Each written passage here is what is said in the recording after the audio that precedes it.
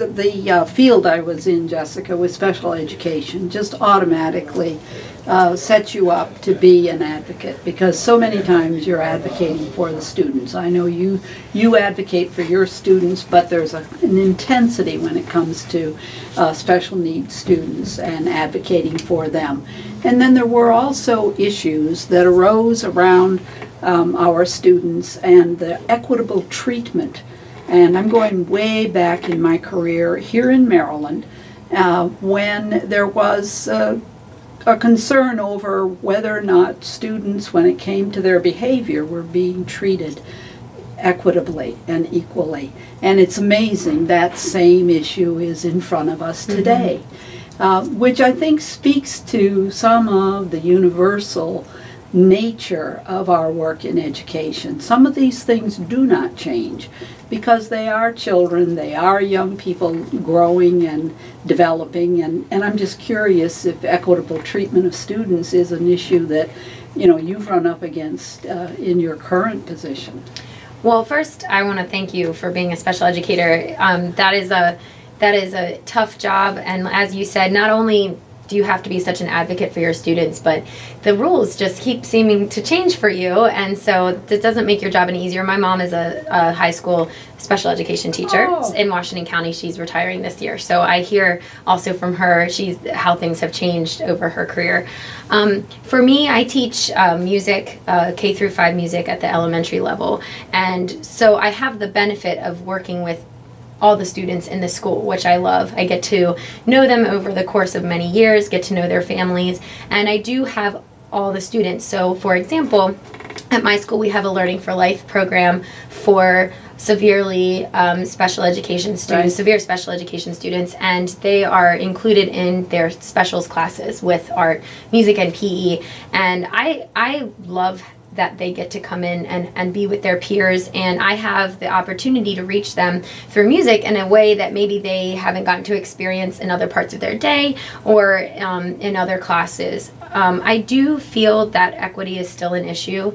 If you look at, particularly in Frederick County, if you look from school to school, we have, with our actual buildings, there is inequity. With classes that are being offered to students from school to school, there's inequity, and I do think that that's an overarching issue, like you said, that we still face every day. I have to say thanks to you wholeheartedly, because while all the years have passed and I've been an advocate for many of them, it would be a great sadness to me and so many of my colleagues of my age and my generation, if you will, if the kind of advocacy that we helped create doesn't continue with young people such as yourself. So my thank you is to you. Plus, I have a little baby grandson in Frederick that you might get one of these days. Well, there you go. And one of our superintendents, a long-suffering superintendent, Robert DeBell, used an NEA phrase, and that was, go out and tell the public all there is good about public education. Talk about it.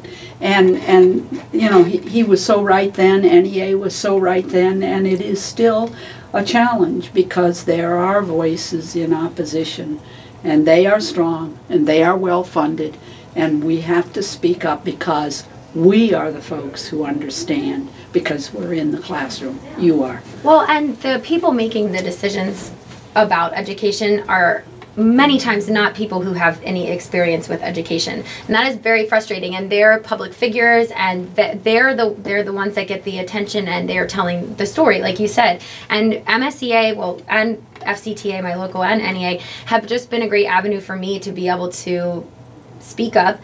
I feel like I have people behind me, I have the facts behind me, and we need teachers, like you said, you can't say I'm just a teacher. You can't hide behind it, especially if you're in an area where there is that sort of political negativity against teachers. It's even more important that you're proud of your profession and you treat it like a profession, not just a job. I think all of that is really important, and I've only become more strong in that and more comfortable in that since I've been more involved in the association.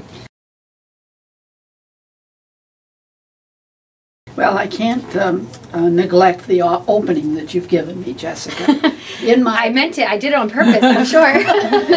In my current work, on behalf of my boss, the governor, he agrees with you that we need to hear from educators.